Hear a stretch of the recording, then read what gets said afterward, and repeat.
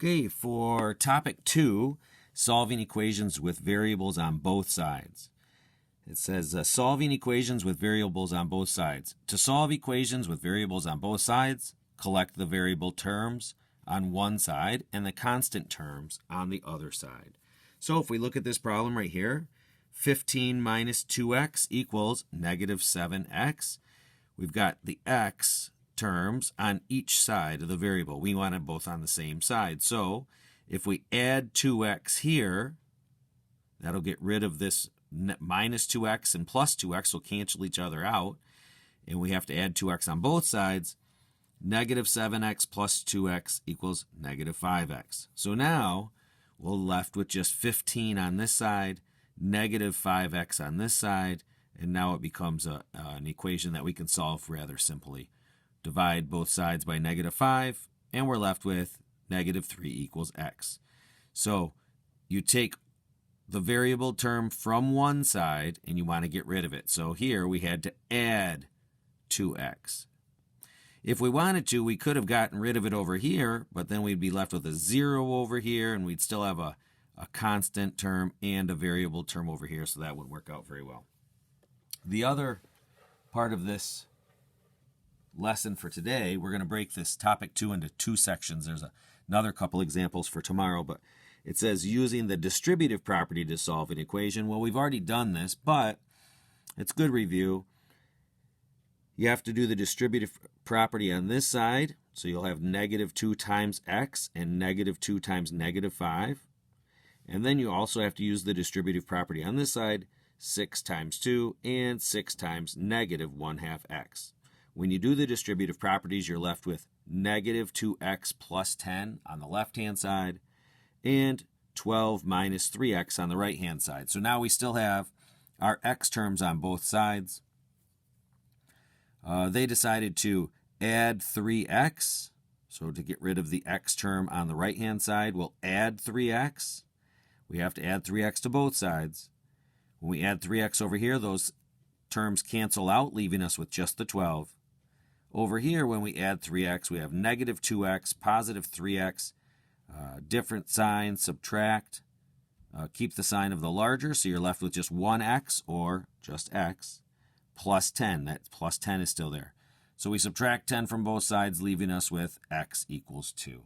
So we just take these things one step at a time. They're not very hard, but you do have to do each step. Here are a couple of problems for you to try on your own. For that first problem, negative 3x equals 2x plus 19. I'm going to get rid of the x term over here, so I'm going to subtract 2x, subtract 2x. These will cancel each other out, leaving me with just this 19 over here. Negative 3x, negative 2x, same sign, add and keep, so negative 5x. I don't subtract, I divide by negative 5 on both sides to get my x all by itself. These will cancel out, leaving me with x. 19 over negative 5. Well, different sign. It's a division problem. Different signs. So negative. 5 goes into 19 3 times with 4 left over, 4/5. So x equals negative 3 and 4/5, or negative 3.8 if you wanted to put that in decimal terms. Here, 2.5y plus 6 equals 4.5y minus 1. Which way do I want to move these? I'm gonna take and make this y term disappear. The reason I'm going to do that, if I subtracted 4.5y from both sides, I'd be left with a negative y term. I'd rather have a positive y term. So, just a personal preference, I guess. Subtract 2.5y from here. I have to do that from both sides, so subtract 2.5y from here. These will cancel out, leaving me with 6. And 4.5 minus 2.5 is 2.0, or just 2. 2y. Don't forget the y.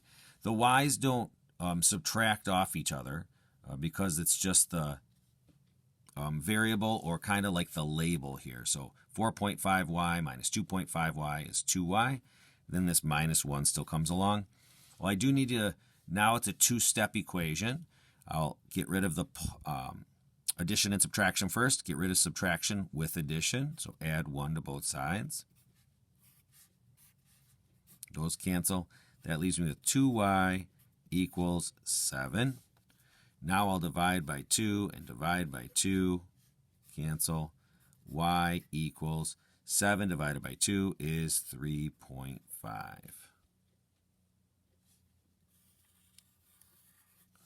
And finally,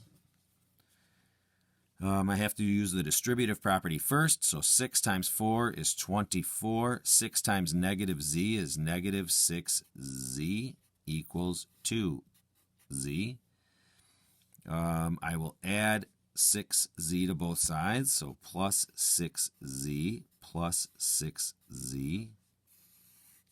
Those cancel, leave me with just 24 here. 8z on the right-hand side. Now I divide by 8, and z equals 3.